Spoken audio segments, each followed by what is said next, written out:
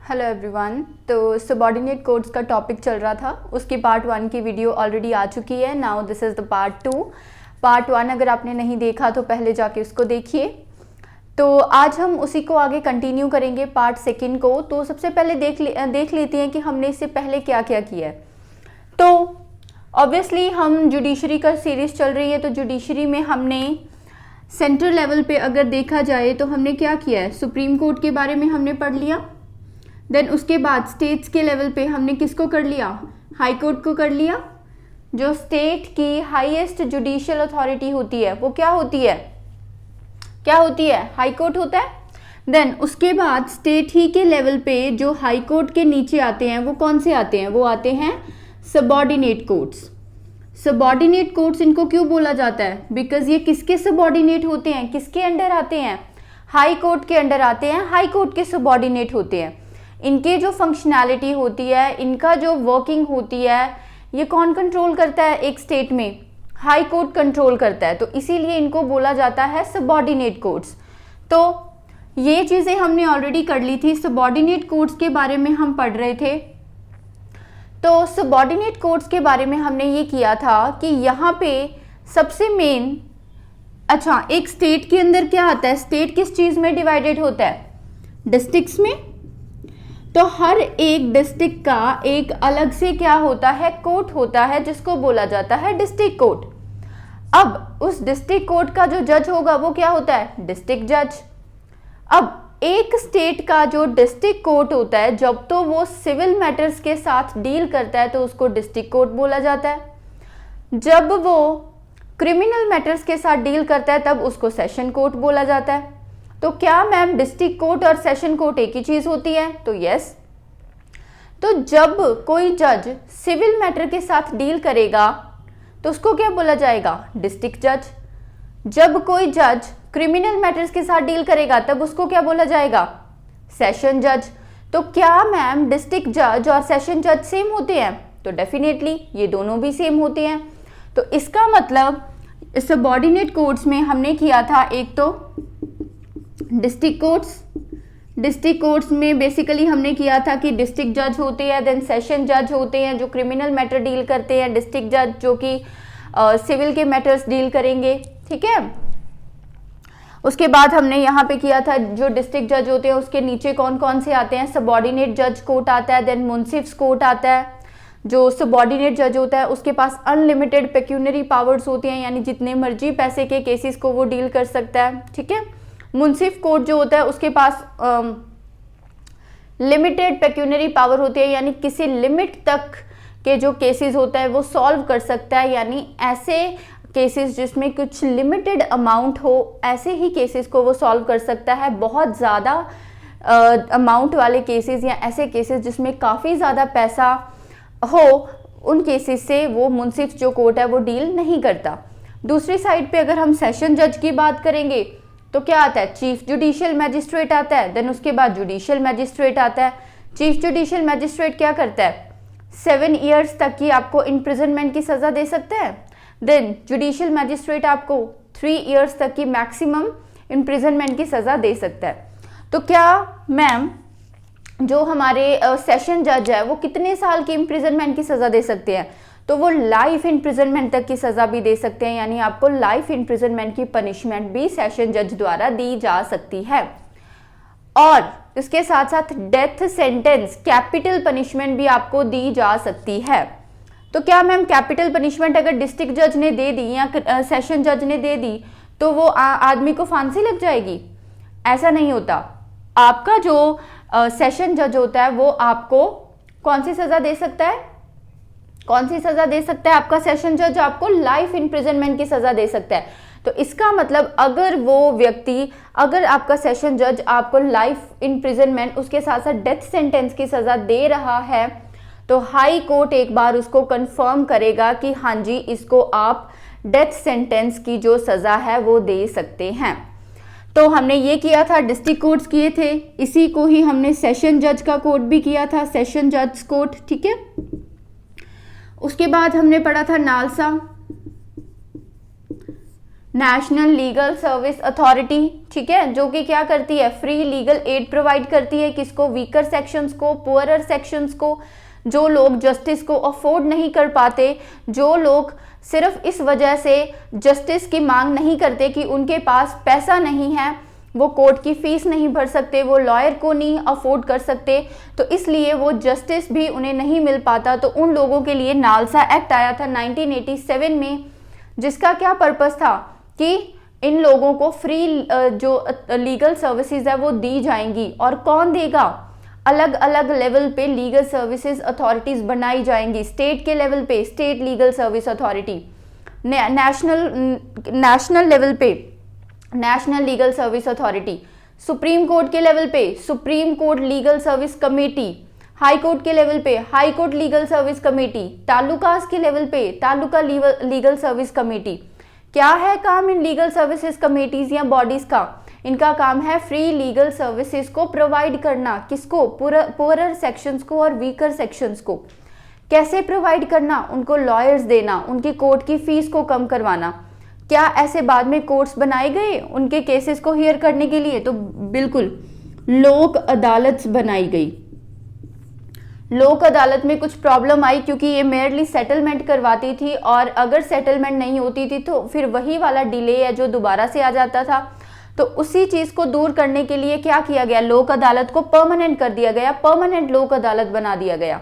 यानी परमानेंट लोक अदालत क्या करेगी, सबसे पहले तो यहाँ पे जो बात है वो है कि आपकी सेटलमेंट अगर नहीं हो रही दो पार्टीज के बीच में, तो परमानेंट लोक अदालत क्या करेगी, अपना डिसीजन देगी, और वो डिसीजन बाइंडिंग होगा दोनों पार्टीज के ऊपर, दोनों पार्टीज को मानना ही पड़ेगा। दूसरी बात, वहां पे कंपल्सरी प्री लिटिगेशन अलाउड कर दी गई। नाउ कंपल्सरी प्री लिटिगेशन क्या होता है, उसका मतलब होता है कि ऐसे केसेस जिसमें पब्लिक इन्वॉल्व हो, पब्लिक यूटिलिटी सर्विसेज के जो केसेस हैं वो कंपल्सरी है कि सीधा सीधा लोक अदालत में आएंगे, क्योंकि लोक अदालत में जो उसका सल्यूशन है वो जल्दी से मिल जाएगा, टाइम कम कंज्यूम होगा, क्योंकि ये सारे मैटर्स काफ़ी अर्जेंसी के होते हैं। जिन मैटर्स के अंदर पब्लिक इन्वॉल्व होती है वो अर्जेंट मैटर्स होते हैं, और उनका जो हमें सल्यूशन है वो जल्द से जल्द चाहिए होता है। तो इसीलिए वो केसेस अब कंपल्सरीली कहाँ पे आएंगे, परमानेंट लोक अदालत के अंदर आएंगे। तो ये चीज़ें हमने की थी लास्ट क्लास में। तो जिन्होंने भी सबसे पहले तो वो पार्ट 1 की वीडियो नहीं देखी है सबऑर्डिनेट कोड की, पहले जाके उसको देखिए। हमने एक बार इसकी ब्रीफिंग कर ली है जो हमने अब तक किया था, तो जाके उसको देखिए। नाउ इसके आगे हम कंटिन्यू करते हैं। इसके आगे मैंने आपको बोला था कि हम सबऑर्डिनेट कोड्स में ही डिस्ट्रिक्ट कोड्स के बाद फैमिली कोड्स करेंगे,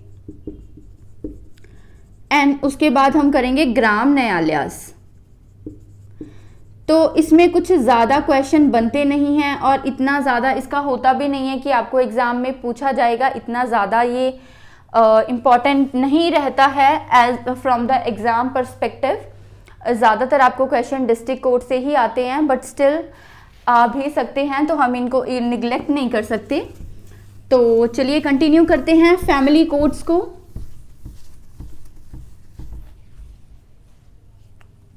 नाउ आता है फैमिली कोड्स। अब फैमिली कोड्स क्या होते हैं, तो इसके हमें नाम से ही हम पता लगा पा रहे हैं कि जो फैमिली कोड्स होगा वो क्या करेगा, वो बेसिकली जो फैमिली के जो इश्यूज है उसको सुलझाने की कोशिश करेगा, ट्राई करेगा। ठीक है, ऐसे कुछ मतलब केसेस आएंगे वहाँ पे जो कि फैमिली से रिलेटेड होंगे। ठीक है, तो मैम ये केसेस तो आप किसी नॉर्मल कोर्ट में भी लेकर आ सकते थे, आपको क्यों फैमिली कोर्ट अलग से चाहिए था? क्योंकि देखा जाए तो फैमिली के जो इश्यूज होते हैं वो काफ़ी माइनर होते हैं। अगर हम दूसरे केसेस की बात करें, इनका जो सल्यूशन होता है वो जल्द से जल्द चाहिए होता है। दूसरी बात, अगर जज के माइंडसेट की बात करें तो अगर मान लीजिए एक जज है वो क्रिमिनल केसेस को सुन रहा है, मान लीजिए अभी आज कोई जज है उसने जो केस सुना है वो कौन सा सुना है, किसी क्राइम का। ठीक है, किसी का मर्डर हुआ है और वो वाला केस उसकी हियरिंग हो रही है और जज उस केस में इन्वॉल्व है। उसके बाद नेक्स्ट जो केस आ जाता है वो आ जाता है डाइवोर्स का केस, कि हस्बैंड और वाइफ को डाइवोर्स चाहिए। तो देखा जाए कि एक केस तो है मर्डर का केस, किसी ने किसी का मर्डर कर दिया या किसी का रेप कर दिया, दूसरे साइड पे हस्बैंड एंड वाइफ को डाइवोर्स चाहिए। तो इन दोनों केसेस में बहुत ज़्यादा डिफरेंस है। तो जो जज होगा उसकी मेंटल स्टेट क्या होनी चाहिए, दोनों केसेस में अलग अलग होनी चाहिए। तो मान लीजिए एक ही जो जज है वो एक समय पे मर्डर का केस सॉल्व करके गया है और दूसरी साइड पे आके वो फैमिली जो केस होगा वो उतने अच्छे से सॉल्व नहीं कर पाएगा, ऐसा माना जाता है फ्रॉम द ह्यूमन माइंडसेट। अगर ह्यूमन माइंडसेट की बात की जाए तो क्या होता है कि जो फैमिली के केसेस होते हैं वो बहुत लाइट होते हैं, उसके लिए एक अलग से माइंडसेट चाहिए होता है जो कि जज के पास होना चाहिए, ठीक है। सो इसीलिए हमने क्या कर दिया, जो फैमिली के केसेस थे, फैमिली के कोर्ट्स थे, उनको अलग कर दिया बाकी कोर्ट से, सेशन जज के कोर्ट से या डिस्ट्रिक्ट के कोर्ट से। तो इसलिए हमने फैमिली कोर्ट्स अलग बनाए। अब ये जो फैमिली कोर्ट्स अलग होने चाहिए, ये बात कब की गई, कब ये प्रोविजन आई? तो ये प्रोविजन आई, पार्लियामेंट में एक्ट पास हुआ था, फैमिली कोर्ट्स एक्ट 1984। सो 1984 में ये एक्ट पास हुआ और वहाँ पे बोला गया कि फैमिली के केसेस को सॉल्व करने के लिए क्या होना चाहिए, अलग से कोर्ट होने चाहिए जिनको बोला जाएगा फैमिली कोर्ट्स, और वहाँ पे जो जज होने चाहिए वो मेयरली क्या करेंगे, फैमिली के केसेस को ही सुलझाएंगे।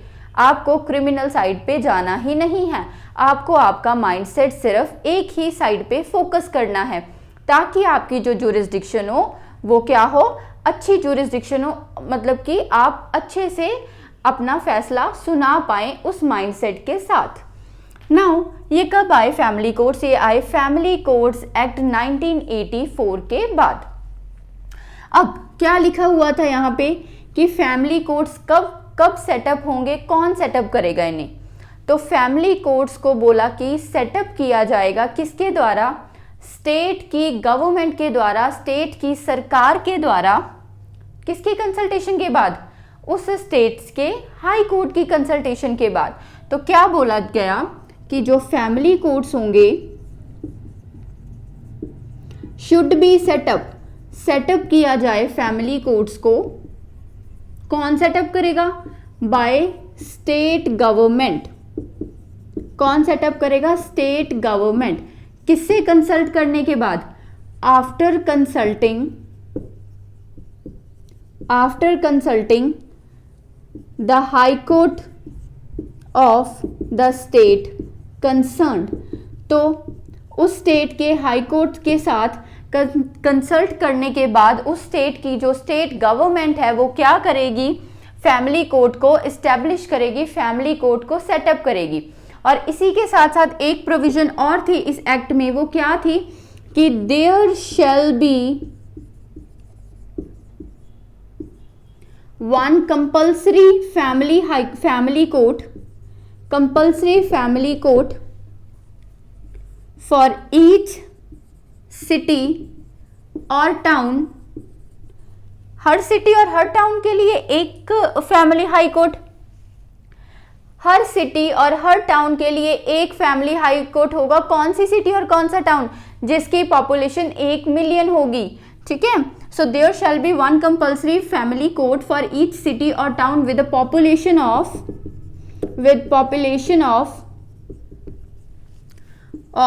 1 मिलियन। तो क्या मतलब हुआ इस चीज का? इसका मतलब ये हुआ कि आप क्या करोगे, फैमिली कोर्ट्स एक्ट आया 1984 में जिसमें बोला गया कि फैमिली कोर्ट्स सेटअप किए जाएंगे, ठीक है, किसके द्वारा? उस स्टेट की गवर्नमेंट के द्वारा स्टेट में इस्टेब्लिश किए जाएंगे। किससे कंसल्ट करने के बाद? हाई कोर्ट से कंसल्ट करने के बाद। दूसरी बात, हर एक सिटी में या टाउन में एक फैमिली कोर्ट होना चाहिए। हर एक सिटी में, हर एक टाउन में, ऐसी सिटी में, ऐसे टाउन में जिसमें पॉपुलेशन कितनी हो, कम से कम 1 मिलियन पॉपुलेशन हो। तो ऐसी सिटी या ऐसा स्टेट जिसमें 1 मिलियन 10 लाख तक की पॉपुलेशन है, वहां पे एक फैमिली कोर्ट होना मस्ट है। तो अब ये जो फैमिली कोर्ट होगा वो किस तरह के जो केसेस हैं वो सॉल्व करेगा, कैसे केसेस सॉल्व करेगा? तो मान लीजिए कोई मैट्रिमोनियल रिलीफ, शादी के रिलेटेड कोई केसेस हैं, मैट्रिमोनियल रिलीफ, ठीक है। दूसरी बात, और फैमिली में कैसे केसेस होते हैं? डाइवोर्स के केसेस, किसी हस्बैंड एंड वाइफ का डाइवोर्स हो गया तो उसका जो माइनर होगा, बच्चा होगा, उसकी कस्टडी किसके पास जाएगी, तो कस्टडी ऑफ माइनर, ठीक है। देन उसके बाद कोई भी फैमिली इश्यूज होते हैं या फिर डोमेस्टिक वायलेंस होता है, ऐसे केसेस आ जाते हैं इसमें, ठीक है। देन नेक्स्ट आते हैं मेंटेनेंस ऑफ, अब जो एलिमनी के केसेस आते हैं या मेंटेनेंस ऑफ वाइफ, बच्चों का ख्याल कौन रखेगा, चिल्ड्रन, वाइफ का ख्याल कौन रखेगा, ठीक है। देन पेरेंट्स, उसके बाद हस्बैंड और वाइफ का डाइवोर्स हो गया तो एलिमनी के केसेस, घर में कोई डोमेस्टिक वायलेंस हो रहा है वैसे केसेस एक्सेट्रा। तो फैमिली के रिलेटेड जितने भी केसेस होते हैं वो सभी के सभी केसेस के साथ कौन डील करेगा, फैमिली कोर्ट डील करेगा, जो कि होगा हर एक सिटी में जिसमें पॉपुलेशन कितनी होगी, 1 मिलियन तक। अब अगर मान लीजिए फैमिली कोर्ट ने कोई ऐसा आपको डिसीजन दे दिया और आप लोग उससे सेटिस्फाई नहीं हो, आप उस फैसले से सेटिस्फाई नहीं हो, आप बोलते हो कि हम तो और बड़े कोर्ट में जाके हायर कोर्ट में अपील करेंगे, तो इसके बाद आप जाके सीधा अपील कहाँ पे कर सकते हो, आप इसकी अपील सीधी लाई होती है हाई कोर्ट में। तो इसकी जो अपील लाई करती है वो कहाँ पे लाई करती है, lies to high court.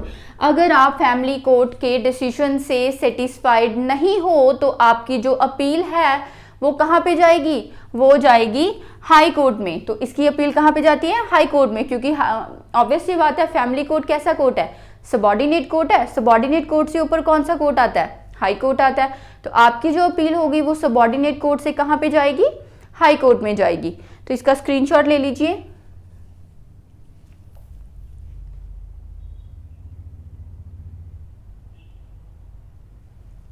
Okay, so next करते हैं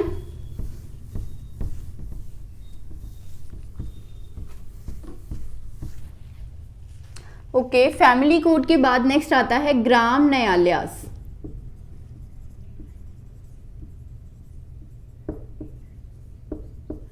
ग्राम न्यायालयास, नाउ अब इनके भी नाम से हमें पता चल रहा है ग्राम न्यायालयास।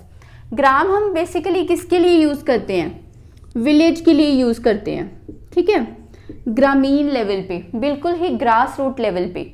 न्यायालयास का क्या मतलब होगा, न्याय करना, क्या करना, जस्टिस देना। तो विलेज के लेवल पे जस्टिस देना, ग्राउंड लेवल पे जस्टिस देना, ये किसका काम था, ये काम था ग्राम न्यायालयास का। यानी बिल्कुल ही ग्रास रूट लेवल पे अगर कोई भी प्रॉब्लम आती है और वो लोग ऊपर कोर्ट्स तक नहीं जा पाते ड्यू टू एनी रीजन, तो उन लोगों को जो जस्टिस है वो बिल्कुल उनके ग्रास रूट लेवल पे, उनके डोर स्टेप्स पे जाकर दिया जाए। अच्छा मैम, आप जस्टिस के लिए इतना क्यों आप इतने एफर्ट्स दे रहे हो, इतनी क्या आपको ज़रूरत है कि आप लोगों के घरों तक जाकर उनको जस्टिस प्रोवाइड कर रहे हो। अगर लोगों को जस्टिस चाहिए होगा तो वो कोर्ट में आकर मांग लेंगे, क्योंकि जो हमारा जस्टिस है वो बेसिक स्ट्रक्चर है कॉन्स्टिट्यूशन का। जब हमने प्रीएम्बल किया था तो उस समय आपको बोला गया था कि जस्टिस प्रोवाइड करना अपने सिटीजन को, ये हमारा मेन ऑब्जेक्टिव है, one of the main objective है हमारे सिटीजन को जस्टिस प्रोवाइड करना। तो हमारी जुडिशरी है जो वो बहुत ट्राई करती है कि वो हर लेवल तक जाकर जस्टिस प्रोवाइड कर सके, ठीक है। हमने जस्टिस प्रोवाइड उन लोगों को भी किया था जो कि अफोर्ड नहीं कर पा रहे थे, जिनके पास पैसा नहीं था, उनकी फाइनेंशियली हेल्प करके भी हमने उसको जस्टिस प्रोवाइड किया था। तो इसीलिए अगर ग्रामीण लेवल पर कुछ ऐसे लोग होते हैं जो कि एजुकेशनली बैकवर्ड होते हैं या और भी कई रीज़न हो सकते हैं, तो उन लोगों को जस्टिस प्रोवाइड अगर हमें करना है तो हमें कहाँ पर जाना पड़ेगा, उनके लेवल तक जाना पड़ेगा। कहाँ पर जाना पड़ेगा, ग्रास रूट लेवल तक, ग्रास रूट लेवल तक जाना पड़ेगा, बिल्कुल इनके लेवल तक जाना पड़ेगा, ठीक है। अच्छा, तो ये ग्राम न्यायालयास बनाए जाएंगे विलेज के लेवल पर या ग्रास रूट लेवल पर, जस्टिस प्रोवाइड किया जाएगा डोर स्टेप्स पर जाकर। ये एक्ट कब आया था, ये एक्ट आया था ग्राम न्यायालयास एक्ट, ग्राम न्यायालयास एक्ट 2008। सो 2008 में एक्ट आया था ग्राम न्यायालयास एक्ट।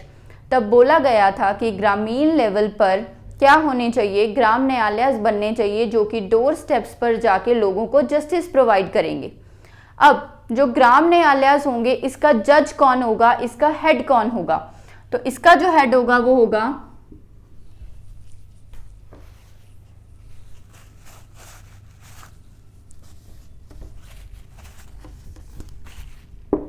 ओके, सो इसका जो हेड होगा वो कौन होगा? Judicial magistrate of first class. Judicial magistrate of first class. तो इसको क्या बोला जाएगा? न्यायाधिकारी। न्यायाधिकारी ये क्या करेगा? ये जज होगा ग्राम न्यायालय का। तो इसका मतलब ग्राम न्यायालय एक्ट आया 2008 पे, जिसका मतलब था कि हम ग्रास रूट लेवल पर जाके, डोर स्टेप्स पर जाके लोगों को जस्टिस प्रोवाइड करेंगे। और जो ग्राम न्यायालय बनेगा उसका हेड कौन होगा? उसका हेड होगा judicial magistrate of first class, जिसको कि हम न्यायाधिकारी बोलेंगे। तो ये किस प्रकार का कोर्ट होगा? क्या ये हर विलेज में सेटअप होगा? क्या हर विलेज में ये कोर्ट सेटअप होगा? नहीं, ये एक मोबाइल कोर्ट होगा। तो ये कैसा कोर्ट होगा? एक मोबाइल कोर्ट होगा, यानी इनको व्हीकल प्रोवाइड किया जाएगा और ये आपके लेवल पर आके, ग्राउंड लेवल पर जाके, लोगों के डोर स्टेप्स पर जाके क्या करेंगे? उनकी जो प्रॉब्लम्स है उनको सॉल्व करके आएंगे। ठीक है, ये जाएंगे वहां पे, उनका केस देखेंगे, उसको सॉल्व करेंगे, डिस्पोज ऑफ करेंगे और क्या करेंगे? वापस आ जाएंगे। तो इसका मतलब ये जो कोर्ट है ये कैसा कोर्ट है? ये मोबाइल कोर्ट है, यानी आपके जो डिसीजंस है वो सिर्फ सॉल्व करने के लिए आएगा। जब वो सॉल्व हो जाएंगे, आपके जो प्रॉब्लम्स है, आपके जो केसेस है वो सॉल्व हो जाएंगे, उसके बाद इसको डिस्पोज ऑफ करके ये क्या करेंगे? चले जाएंगे। नाउ नेक्स्ट देखिए, ये एक मोबाइल कोर्ट है। तो ये मतलब किस प्रकार के केसेस से जो ग्राम न्यायालय है वो कैसे केसेस से डील करता है? क्या वो सिर्फ सिविल केसेस देखता है? क्या गाँव में देख लीजिए, अगर गाँव में देखा जाए तो दो लोगों के बीच में काफ़ी बार लड़ाई होती रहती है। ठीक है, ऑब्वियसली ड्यू टू फील्ड्स की वजह से, है ना। अगर जैसे फील्ड की वजह से दो किसानों के बीच में लड़ाई हो जाए तो ऐसी फाइट्स होती रहती हैं वहाँ पे। तो उन्हीं केसेस को सॉल्व करने के लिए ग्राम न्यायालय बने हैं।